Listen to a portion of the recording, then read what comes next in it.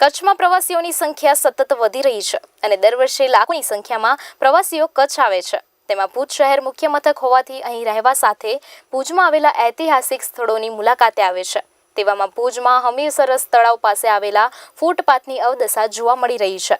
ભુજના લેકવ્યૂ હોટલથી મંગલમ તરફના રોડ પર પાલિકા દ્વારા લાખો રૂપિયાના ખર્ચે લોકોની સુખાકારી માટે બેસવાનું સ્થળ બનાવ્યું છે, પરંતુ તે હાલ જાણે કચ્છ ફરવા આવતા પ્રવાસીઓ માટે રસોડાનું સ્થળ બની ગયું હોય તેવા દ્રશ્યો સામે આવ્યા છે। આ પહેલા પણ આવી પ્રવૃત્તિ ધ્યાને આવતા પાલિકા દ્વારા અહીં ગંદકી ન કરવા સહિત પ્રવૃત્તિ પર મનાઈ ફરમાવતા બોર્ડ લગાવવામાં આવ્યા હતા, પરંતુ તે માત્ર દેખાવ પૂરતા હોય તેમાં સ્થળની યોગ્ય જાળવણી માવજત અને ધ્યાનમાં ન આપતા ફરી કચ્છમાં આવતા અને ખાસ કરીને બસ લઈને આવતા પ્રવાસીઓ માટે જાણે રસોડું જ બની ગયું છે। એટલું જ નહીં, અહીંયા ભિક્ષુકો અને અસામાજિક તત્વોનો અડ્ડો પણ બની ગયો છે। ત્યારે આ મામલે ઇન્ચાર્જ ચીફ ઓફિસર અહીંયા ગંદકી ન કરે તેવી અપીલ કરી છે।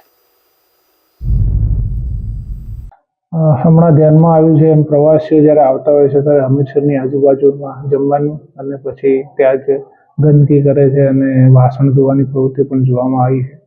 તો એના માટે હવે આપણા મ્યુનિસિપાલિટીના ઓફિસર્સ મતલબ કે કર્મચારીઓની રાઉન્ડ ધ ક્લોક ડ્યુટી કરી છે અને પોલીસને પણ જાણ કરવામાં આવી છે કે હમણાં જ્યાર સુધી 15 તારીખ સુધી પ્રવાસીઓનો ધસારો હોય ત્યાર સુધી સતત મોનિટરિંગ કરે અને પોતાના વ્યક્તિઓને ત્યાં ડિપ્લોય કરે।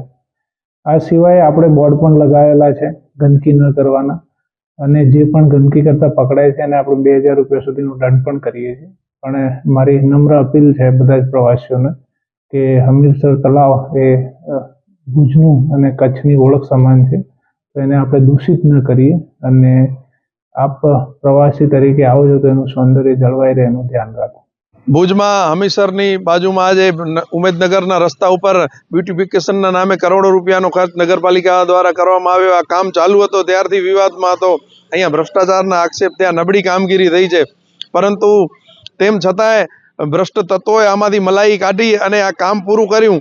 હવે જે ભુજના નાગરિકો માટેની સગવડ માટે જે વસ્તુ કરવામાં આવી છે એ ખરેખર તો અત્યારે આવારા તત્વો, ભિક્ષુકો અને રખડતા ભટકતા લોકો માટેનું આશ્રય સ્થાન બની ગયું છે। ઘણીવાર એવી પરિસ્થિતિ હોય છે કે પરિવાર સાથે તમે અહીં બેસી પણ ન શકો એવા અસામાજિક તત્વો બેઠા હોય છે, એવી ગાળી ગલોચ કરતા હોય છે કે ઝઘડા કરતા હોય છે। અને હવે તો ધીમે ધીમે એવું થઈ રહ્યું છે કે અત્યારે પ્રવાસીઓની સિઝન છે ત્યારે અહીંયા આવી અને પ્રવાસીઓ રસોઈ બનાવતા હોય છે, આનો રસોડા તરીકે ઉપયોગ કરે છે।